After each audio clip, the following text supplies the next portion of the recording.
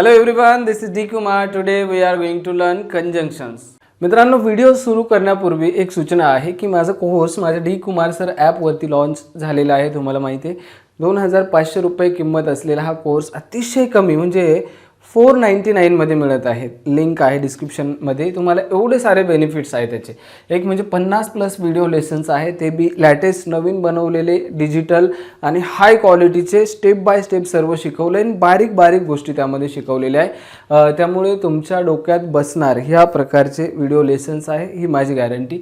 त्यानंतर E book आहे, त्यामध्ये 299 रुपयाचं, ज्यामध्ये इंग्लिश बोलण्यासाठी खूप साऱ्या लोकांना कोणते शब्द पाठ करावं आणि किती करावं हे कन्फ्युजन असेल तर त्यासाठी 4000 शब्दांचं मी एक ई बुक बनवले, ज्यामध्ये इंग्लिश बोलण्यासाठी लागणारे शब्दच आहेत. त्यानंतर फॉर्म्युला चार्ट्स आहे, इंग्लिश म्हणजे पाठांतर करायला सोपं होऊन जातं त्यामध्ये.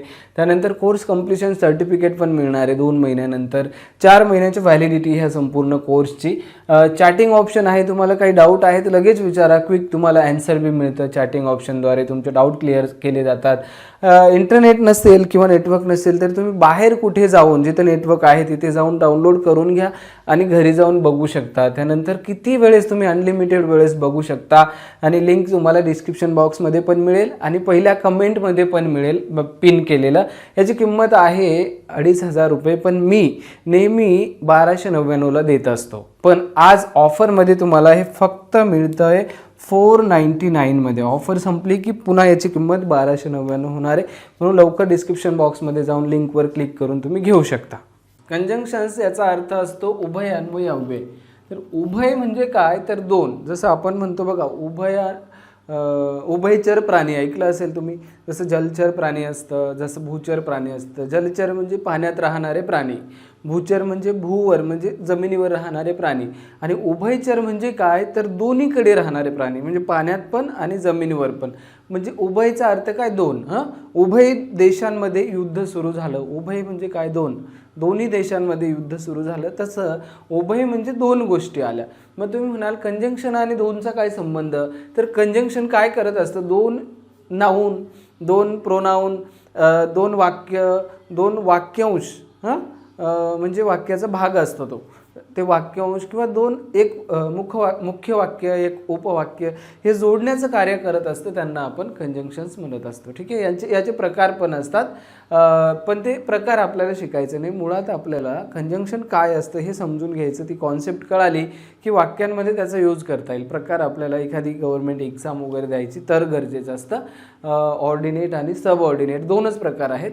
ते सध्या सांगण्याची गरज नाही. मी सगळे मिक्स यामध्ये घेणार आहे आणि ते वाक्यामध्ये यूज आपल्याला करता आलं पाहिजे. कारण इंग्लिश बोलताना जवळपास एक वाक्य सोडून दुसऱ्या वाक्यात आपल्याला याचा वापर म्हणजे 50% वाक्यांमध्ये यांचा वापर होतो.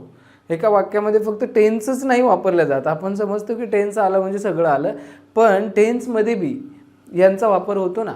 म्हणून हे शिकणं फार महत्त्वाचं आहे. चला आपण एक एक बघूया. ह्यामध्ये बरेचसे एका लेसनमध्ये हे संपणार नाही, म्हणून 2 लेसन तरी करावे लागतील. पण यांच्याशिवाय पर्याय नाही आहे. जर आपण खरोखर इथपर्यंत आलो आहे शिकण्यासाठी आणि थोडीफार जमायला लागली तर थोडी प्रॅक्टिस करत जा. थोडं शिकत राहा आणि ते इम्प्लिमेंट करत चला. प्रॅक्टिकल ज्यावेळेस आपण करतो ना तेव्हा खरं नॉलेज येतं. नुसता व्हिडिओ बघून आणि ऐकून जमणार नाही. नाही तर प्रॅक्टिसमध्ये नाही जमलं म्हणजे आपल्याला प्रॅक्टिस नाही केली आपण तर मग हे विसरून जातो आपण कालांतराने. चला पुढे जाऊ. ऑल्दो ह्या शब्दाचा अर्थ आपण तरीही म्हणून वापरतो. हा शब्द याच्यासोबत जरी आपोआप लागलेला असतो. म्हणजे जरी तरी, जरीही तरीही असं म्हणतो ना. मग जरी तरी किंवा जरीही तरीही असं त्याचा अर्थ निघू शकतो. जसं बघा, वाक्याच्या सुरुवातीला बी ऑल्दो आपल्याला वापरता येतो. बघा, although he is a doctor, he can cook. हेच वाक्य आपण दुसऱ्या पद्धतीने पण बोलू शकतो. म्हणजे he can cook although he is a doctor. म्हणजे तो स्वयंपाक करू शकतो जरी तो डॉक्टर असला किंवा डॉक्टर आहे, असे वाक्य बोलता येईल. किंवा जरी तो डॉक्टर आहे तरीही तो स्वयंपाक करू शकतो. जरी तरी आलं की नाही. आणि जरीही तरीही असं येऊ शकतं. जरी तरीही, जरीही तरी असं म्हणू शकतो आपण. म्हणजे जरी तरी हे जोडलेलंच असतं सोबत. ओके, मग हे वाक्य असं पण बोलता येईल, कारण ऑल्दो काय करत असतो, कंजंक्शन आहे, दोन वाक्य जोडायचं काम करतं. तुम्ही म्हणाल सर हे जोडलं कुठं आहे, तर कॉमाने वाक्य जोडले. कॉमा काढून टाकू शकतो ना आपण. हे वाक्य अगोदर येईल, मग मध्यभागी कसं येईल बघा हे वाक्य. ही कॅन कुक, तो स्वयंपाक करू शकतो. Although he is a doctor. बघा बरं, आता ऑल्दोनी वाक्य जोडलं की नाही, हे दोन वाक्य, बरोबर की नाही. म्हणून हे दोन्ही वाक्य जोडण्याचं कार्य ऑल्दो करत असतो. ह्यामध्ये एक मुख्य वाक्य आहे, तो स्वयंपाक करू शकतो. इथं आपलं वाक्य फिनिश झालं.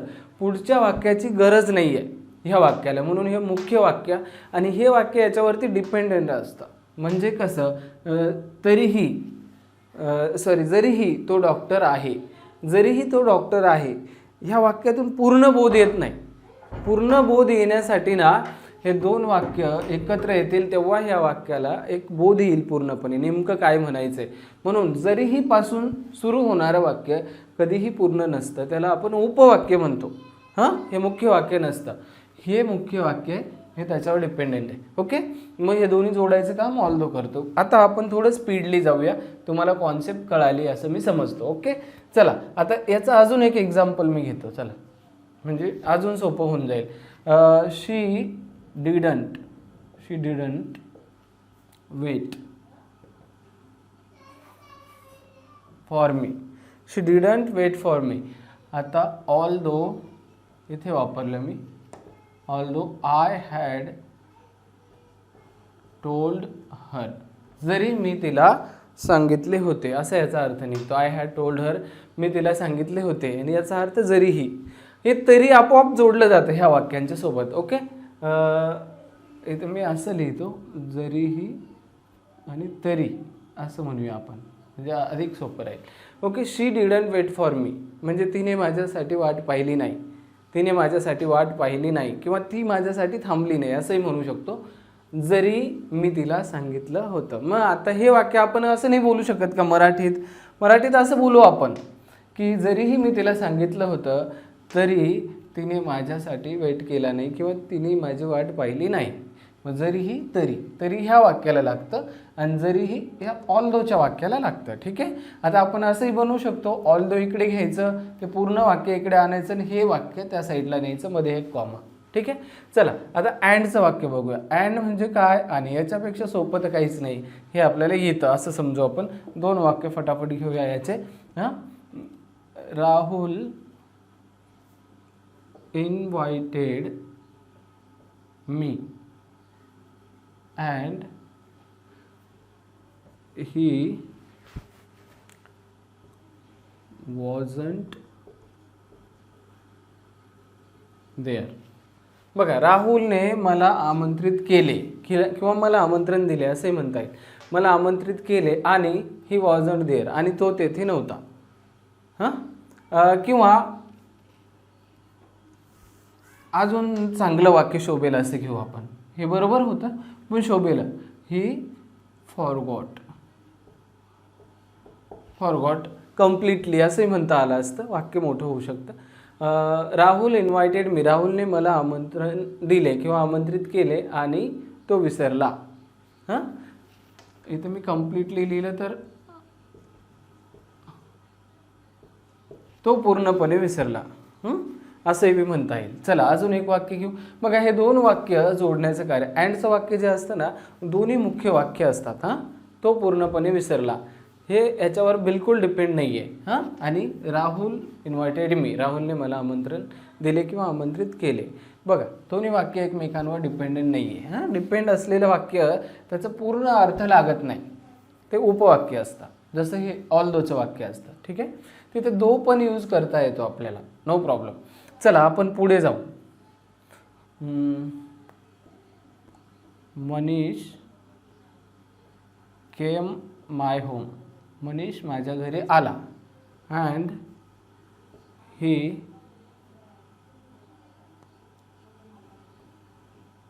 Went back.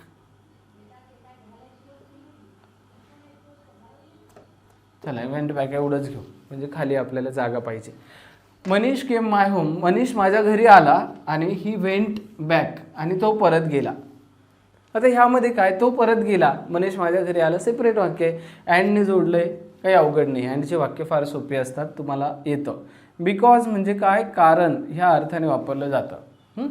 बिकॉज म्हणजे कारण. चला वाक्य घेऊया. आता बिकॉजचं जे वाक्य असतं ना ते कारणने सुरू होतं, पण कारण सांगण्यासाठी आधी प्रश्न आपल्याला माहिती पाहिजे असतो.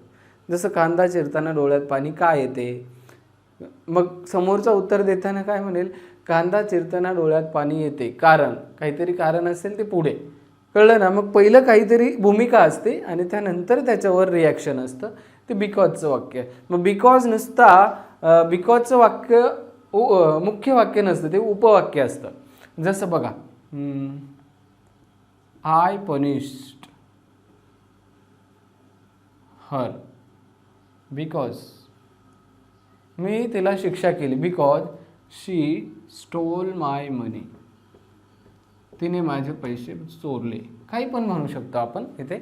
आता बिकॉजचं वाक्य बघा, कारण तिने माझे पैसे चोरले, पण त्याच्या अगोदर काय, ते जोपर्यंत ही भूमिका स्पष्ट होत नाही तोपर्यंत याला महत्त्व नाही. हे पूर्ण डिपेंड असतं ह्यावरती हे वाक्य. कारण त्याने माझे पैसे चोरले, पण तू काय केलं ते इथं दिसतंय.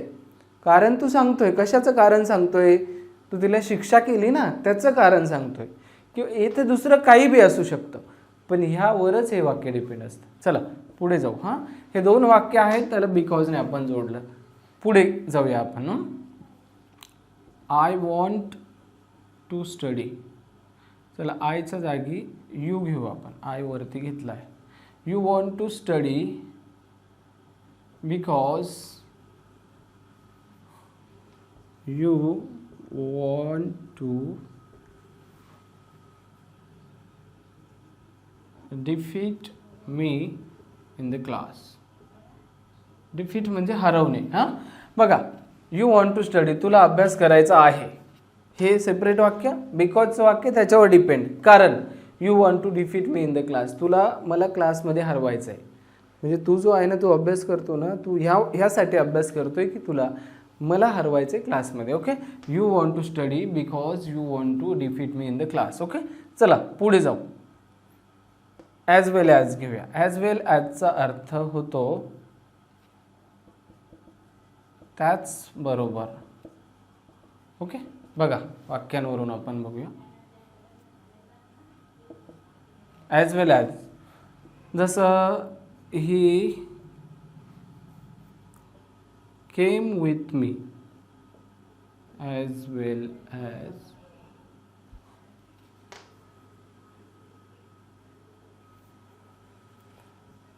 गो विथ हिम, तो माझ्यासोबत आला, बरोबर. As well as go with him. आपण एक काम करूया, इथं टेन्स बदलूया. टेन्स आपण वरती बी तोच वापरला आहे म्हणून. हां, he comes with me. Okay, तो माझ्यासोबत आला नाही, येतो असं झालं. अँड गोचं गोज होऊन जाईल मग इथे. हां, as well as goes with him, त्याच्यासोबत जातो. तो माझ्यासोबत येतो, त्याचबरोबर त्याच्यासोबत जातो. हर केलं तर तिच्यासोबत, एवढाच बदल होईल. ओके, काही पण लिहा. तिच्यासोबत जातो म्हणजे ॲज वेल ॲजने काय केलं आहे, ही दोन क्रिया जोडल्या आहे. ही एक क्रिया, ही एक क्रिया, दोन्ही जोडण्याचं कार्य त्याने केलं आहे. कम आणि गो. ॲज वेल ॲज म्हणजे त्याचबरोबर. चला सेकंड सेंटेन्स. पृथ्वी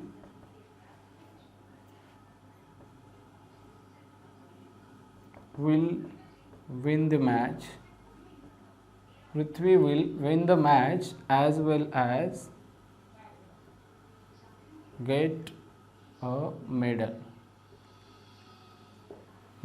पृथ्वी मॅच जिंकेल, मॅच जिंकेल, सामना जिंकेल, त्याचबरोबर मेडल म्हणजे काय, पदक मिळवेल. म्हणजे दोन्ही गोष्टी जोडायचं कार्य ॲज वेल ॲजने केलं आहे. आता या ठिकाणी दोन वाक्य नाही सेपरेट, पण दोन इथं हे जे ना, गेट अ मेडल आणि विन द मॅच, हे दोन वाक्यांश आहेत ज्याला आपण फ्रेझल म्हणतो. सॉरी फ्रेजेस म्हणतो, हे फ्रेजेस जोडण्याचं कार्य. मी अगोदर सांगितलं 2 वाक्य असू शकता, फ्रेजेस असू शकता, नाऊन असू शकता. हे जोडण्याचं कार्य कोण करत असतं? कंजंक्शन्स. चला बट बघूया. बट म्हणजे पण किंवा परंतु. बटचा अर्थ तर ह्या अर्थाने बी वापरतात, विना किंवा च्या शिवाय. बघा इतके अर्थ आहे बटचे, च्या विना किंवा च्या शिवाय. बघूया आपण कसं. एक, I can purchase your car but I don't need it. पण मला त्याची गरज नाही आहे. हां, I can purchase your car, मी तुझी कार खरेदी करू शकतो. बट म्हणजे पण किंवा परंतु ह्या दोन्ही अर्थाने बट वापरला आहे आपण इथं. पण म्हणा किंवा परंतु म्हणा एकच आहे. आय डोंट नीड इट, मला त्याची गरज नाही. आता आपण काय करूया, तर म्हणून यूज करून बघूया. तर म्हणून आयचा बटचा यूज करूया. हां, it is not a pen, म्हणजे ते पेन नाही आहे. हां, ते पेन नाही आहे. बट अ पेन्सिल, तर पेन्सिल आहे. ओके, अशा प्रकारे. हां, it was not a snake but a thread, काही बी म्हणू शकतो आपण. म्हणजे बट काय, एक गोष्ट नाही आहे तर दुसरी गोष्ट आहे, किंवा एक गोष्ट आहे तर दुसरी गोष्ट नाही आहे, या अर्थाने आपण वापर करू शकतो. ठीक आहे. थर्ड नंबरचा आपण बघूया. बटचा अर्थ च्या विना किंवा च्या शिवाय म्हणून आपण याचा वापर करू शकतो. बटचा च्या विना किंवा च्या शिवाय. मग कसा वापर करणार आपण? आय कॅन डू, आयच वापरतोय मी जास्त. आता तुम्ही तुमच्या पद्धतीने यूज करा, सब्जेक्ट काही पण चालतं. हां, he can do anything, anything but beat you. बटचा अर्थ निगेटिव्ह अर्थाने आला इथे. बघा, तो काहीही करू शकतो पण तुला मारू शकत नाही, ह्या अर्थाने. म्हणजे शकणे इथे आलंय पण इथे बी लागेल. कारण इथे कॅन इथे बी वापरलं असतं आपण, पण एकदा आलाय आणि त्याचं एकच वाक्य आहे, हे सेपरेट वाक्य नाही आहे. हे बट जरी मध्ये तरी दोन्ही वाक्य एकच आहे. म्हणून कॅनचा एका वाक्यात दोनदा वापर होत नाही. म्हणून कॅन आपण इथे पण आहे असं गृहीत धरतो. हां, ही कॅन डू एनिथिंग म्हणजे तो काहीही करू शकतो पण तुला मारू शकत नाही. हां, I can go anywhere but your home, मी कुठेही जाऊ शकतो पण तुझ्या घरी नाही. हां, ह्या अर्थाने. बट निगेटिव्ह किंवा तुझ्या घराच्या शिवाय असं म्हणतो ना आपण, तुझ्या घराच्या शिवाय मी कुठेही जाऊ शकतो, तुझ्या घराच्या विना, तुझ्या घराविना मी कुठेही जाऊ शकतो. तसं हे बी म्हणू शकतो आपण, तुला मारण्याशिवाय तो काहीही करू शकतो, तुला मारण्याशिवाय तो काहीही करू शकतो. बरं, हे आपण आता पुढे बघूया, जागा नाही. चला पुढे जाऊ. चला तर आपण आता बघूया ॲज इफ, ॲज दो. यांचा अर्थ जसे काही, ह्या अर्थाने आपण वापरतो. जसे काही म्हणून. बघा, यू लुक, तू दिसतो, बरोबर, असा याचा अर्थ आहे. You look as if you didn't have a bath. इथं हॅव V1 म्हणून आलं या असतं. यू लुक, तू दिसतो, जशी काही, you didn't have a bath, जशी काही तू आंघोळ केली नाही. हे वाक्य असंही म्हणता येईल, जशी तू आंघोळ केली नाही असा तू दिसतो, असंही म्हणतो आपण.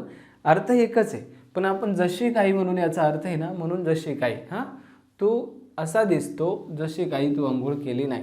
आता हे ॲज इफचं वाक्य अगोदर आणि हे नंतर पण वापरता येईल. As if you didn't have a bath, comma देऊन यू लुक. पण हे बेटर, चांगलं आहे. हां, म्हणून शक्यतो असंच वापरा. अजून एक वाक्य. हां,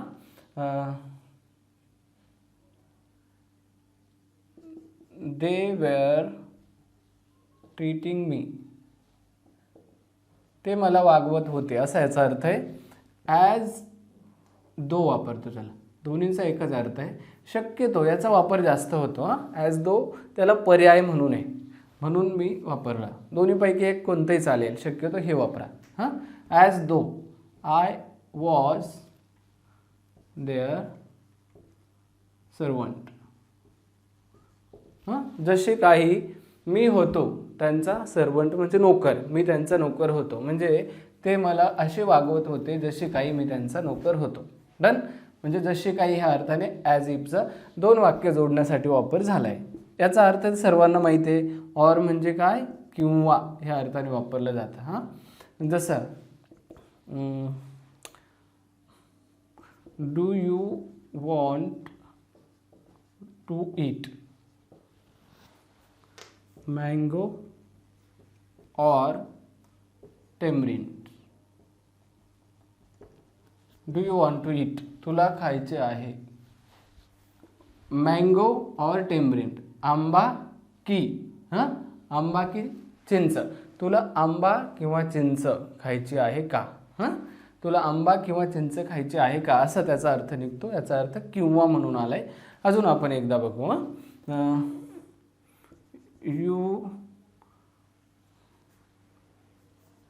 आता आपण दुसरा, ही शूड रन, तो धावायला पाहिजे, ऑर शी शूड वॉक, किंवा तिने चालायला पाहिजे. असंही म्हणता येईल, तो धावला पाहिजे किंवा ती चालली पाहिजे. तो धावायला पाहिजे किंवा ती चालायला पाहिजे. एकच. ऑरने काय केले, 2 वाक्य जोडले, इथे 2 नाऊनवरती जोडले, इथे वाक्य जोडले डायरेक्ट 2 सेंटेन्स. त्याचा अर्थ किंवा म्हणून आले. हे सर्वांना माहिती आहे, फार काही अवघड नाही त्यात. आता आपण हवेवर घेऊया. हवेवरचा अर्थ होतो तरीही. ठीक आहे, तरीही म्हणून वापरलं जातं हवेवर.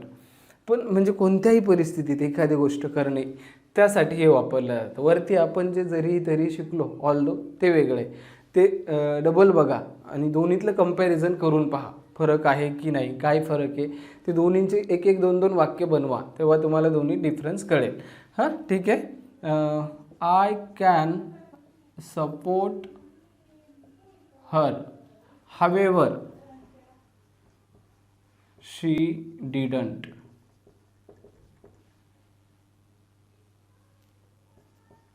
इथे लिहितो सपोर्ट मी. म्हणजे आय कॅन सपोर्ट हर, मी तिला सपोर्ट किंवा पाठिंबा देऊ शकतो, मी तिला पाठिंबा देऊ शकतो.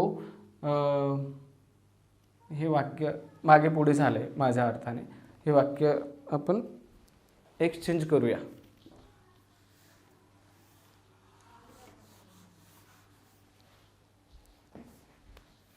शी didn't support me, however I can support her. तिने मला मला पाठिंबा दिला नाही, तरीही मी तिला पाठिंबा देऊ शकतो. चला नेक्स्ट.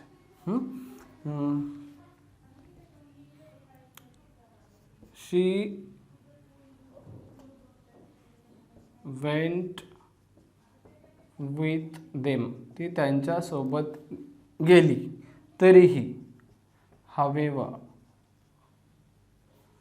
I didn't go. आपण भविष्यकाळ बनवूया. आय विल नॉट गो किंवा आय वोंट गो असं बी चालेल. ती त्यांच्यासोबत गेली, म्हणजे ती त्यांच्यासोबत गेली तरीही मी जाणार नाही. ओके, असं वाक्य however. चला, ॲजचा 2 प्रकारे वापर होतो. एक म्हणजे आपण म्हणतो ना जसे तसे, आणि दुसरा म्हणजे म्हणून किंवा च्या नात्याने म्हणतो ना आपण.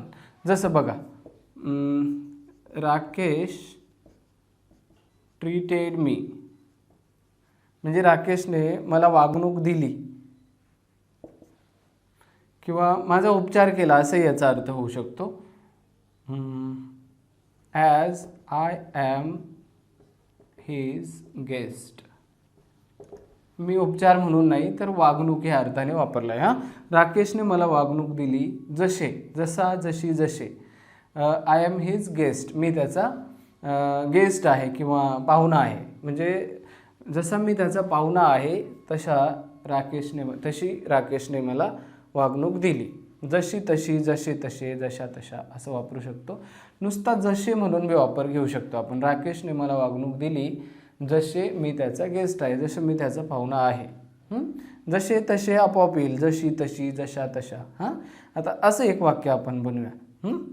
As a teacher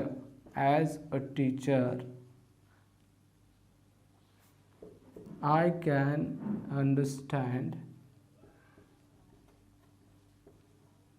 your problems.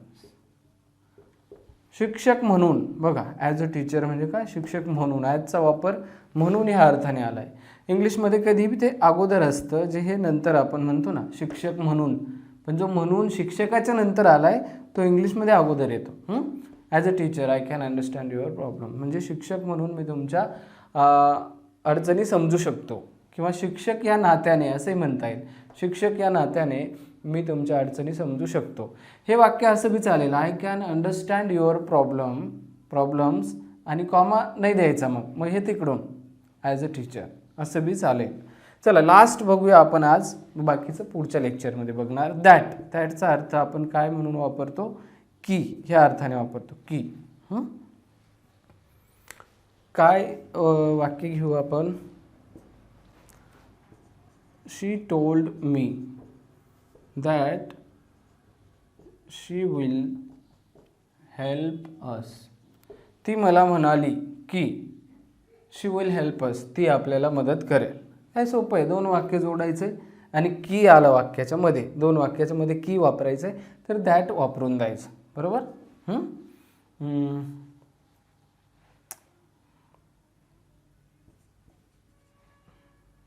Santosh will ask that, ask नाही येणार, आस्क आला की WH टाईपचं कंजंक्शन लागेल, आपण दुसरं काहीतरी घेऊ.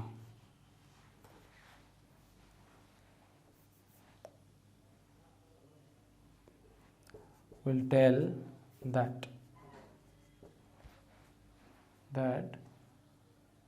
I should exercise.